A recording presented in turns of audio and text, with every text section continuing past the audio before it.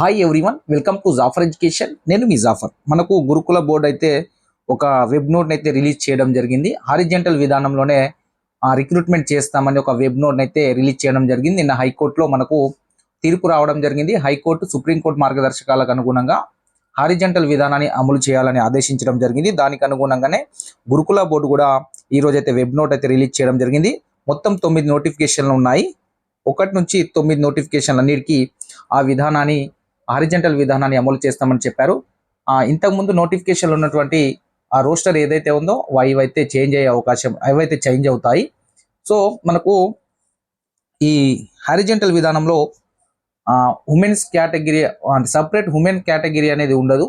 మొత్తం ఉన్నటువంటి పోస్టులలో 33%, 100లో 33% ఉమెన్స్కి కేటాయించడం జరుగుతుంది. ఫర్ ఎగ్జాంపుల్ మీకు ఒక 100 పోస్టులు ఉంటే దీనిలో 33 మాత్రమే మహిళలకు ఇస్తారు. మిగతావన్నీ మన పురుష అభ్యర్థులు అయితే సెలెక్ట్ కావడం అయితే జరుగుతుంది. ఈ విధంగా మనం ఒకసారి గురుకుల నోటిఫికేషన్ చూద్దాము. అవి ఏమేమి చేంజెస్ ఉంటాయి అనేది ఒకసారి మనం చూద్దాము. ఇక్కడ మీకు అయితే వెబ్నెట్ అయితే రిలీజ్ చేయడం జరిగింది. ఇంతకుముందు ఒక న్యూస్ అయితే రావడం జరిగింది. ఒక 10 రోజులలో మీ యొక్క ఫలితాలు ఇవ్వడానికి ఫలితాలు అనేటివి వస్తాయని మన యొక్క గురుకుల బోర్డు యొక్క కన్వీనర్ అయితే వెల్లడించడం అయితే జరిగింది. మనకు ఒక 10 డేస్ కాకుండా ఒక 15 to 20 డేస్ లోపు మీ యొక్క రిజల్ట్ అయితే ఫస్ట్ ఇస్తారు. దాని తర్వాత రిక్రూట్మెంట్ ప్రాసెస్ జరగడానికి మినిమం ఒక 1 మంత్ నుండి 2 మంత్స్ అయితే దాదాపు ఒక 2 మంత్స్ 60 డేస్ అయితే పట్టే అవకాశం ఉంది. ఎందుకు అంటే గురుకుల బోర్డు వాళ్ళు అంటే హయ్యర్ రిక్రూట్మెంట్ నుండి ఫర్ ఎగ్జాంపుల్ డిఎల్ జేఎల్ నుండి కిందికి ఒక్కొక్కరికి రిక్రూట్మెంట్ చేసుకుంటూ వస్తా అని చెప్పారు. ఫస్ట్ జేఎల్ అంటే మన గురుకులలో ఉన్నటువంటి జూనియర్ లెక్చరర్ పోస్టులో రిక్రూట్ చేసిన తర్వాత దాంట్లో ఉన్నటువంటి పీజీటీ టీజీటీ ఈ విధంగా ఒకదాని తర్వాత ఒకటి రిక్రూట్ చేస్తారు. సో ఇదంతా ప్రాసెస్ కంప్లీట్ కావడానికి మినిమం ఒక 2 మంత్స్ అయితే ఖచ్చితంగా పడుతుంది. మీ రిజల్ట్ అయితే 10 to 15 డేస్ లోపు మీ యొక్క రిజల్ట్ అయితే అనౌన్స్ చేస్తారు. ఒకసారి ఈ హారిజెంటల్ విధానంలో మనకు రోస్టర్ ఏ విధంగా ఉంటుందో ఒకసారి మనము చూద్దాము. ఒకసారి గురుకుల నోటిఫికేషన్ ఒకసారి మనం పరిశీలిస్తే అప్పుడు మనకు ఉన్నటువంటి వేకెన్సీస్ ఏ విధంగా ఉన్నాయి, ఇప్పుడు ఎలాంటి మార్పులు కావచ్చు అనే విషయాన్ని ఒకసారి మనము చూద్దాం. ఇక్కడ ఒకసారి చూడండి. జోన్ 1లో మనకు ఇప్పుడు జనరల్ కేటగిరీలో 2, ఉమెన్ కేటగిరీ అని ఉంది. ఈ ఉమెన్ కేటగిరీ అనేది ఉండదు, డైరెక్ట్ ఓసీ అని ఉంటుంది.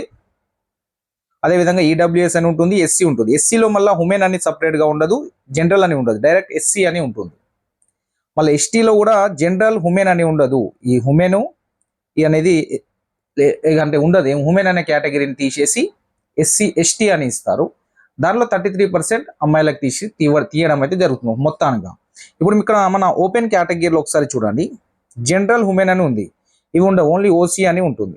ఓకేనా? అంటే ఈ విధంగా మార్పులు అయితే జరుగుతాయి. ఫర్ ఎగ్జాంపుల్ ఎస్సీ ఉంది, ఎస్సీలో జనరల్ ఉమెన్ అని ఉంది, ఓన్లీ ఎస్సీ అని మాత్రమే ఉంటుంది. సో మొత్తం మీద మహిళలకు హారిజెంటల్లో 100లో 33 పోస్టులు మాత్రమే మహిళలు సెలెక్ట్ కావడం జరుగుతుంది. ఈ విధంగా రోస్టర్ అనేది ఒక తయారైన తర్వాత మీకు రిక్రూట్మెంట్ ప్రాసెస్ అయితే కంటిన్యూ అవుతుంది. ఆ లోపు మీ యొక్క రిజల్ట్ అయితే 10 to 15 డేస్ లోపు మీ యొక్క రిజల్ట్ అయితే అనౌన్స్ చేస్తారని ఇంతకుముందే మన యొక్క గురుకుల బోర్డు యొక్క కన్వీనర్ అయితే వెల్లడించడం అయితే జరిగింది. ఈ విధంగా అయితే మార్పులు ఉంటాయి. మిగతా అన్ని ఎగ్జామ్స్కి కూడా హారిజెంటల్ విధానాన్ని అమలు చేస్తారు. ఎందుకు అంటే సుప్రీంకోర్టు గైడ్లైన్స్ ఆ విధంగా ఉన్నాయి కాబట్టి ఆ విధంగానే అన్ని ఎగ్జామ్స్కి అన్ని రిజల్ట్కి హారిజెంటల్ విధానాన్ని అమలు చేయడం అయితే జరుగుతుంది. దీని ద్వారా మహిళా అభ్యర్థులకైతే కొద్దిగా నష్టం అనే చెప్పాలి, ఇంతకు ముందు ఉన్నంత లాభం అయితే ఉండదు. ఇంకో విషయం, పురుష అభ్యర్థులకైతే చాలా బెనిఫిట్ అని చెప్పాలి. ఎందుకంటే చాలా కాలం నుండి పురుష అభ్యర్థులు అయితే నష్టపోతున్నారు. అంటే మార్క్స్ ఎక్కువ వచ్చినా సెలెక్ట్ కాకపోవడం లాంటివి జరుగుతూ ఉంటాయి. ఒకసారి జనరల్ కేటగిరీలో పోస్టులు అనేవి 0 ఉంటాయి, ఉమెన్ కేటగిరీ రిజర్వ్ అయి ఉండేవి ఇంతకుముందు. సో ఈసారి అట్లా అయితే ఉండదు. చాలా మందికి పురుష అభ్యర్థులకైతే చాలా లాభం అయితే జరుగుతుంది ఈ యొక్క హారిజెంటల్ విధానం ద్వారా. ఇంకేమైనా అప్డేట్స్ ఉంటే నేను మీకు ఎప్పటికప్పుడు అందించే ప్రయత్నం అయితే చేస్తాను. మన యొక్క ఛానల్ అయితే సబ్స్క్రైబ్ చేయండి. Thank you so much.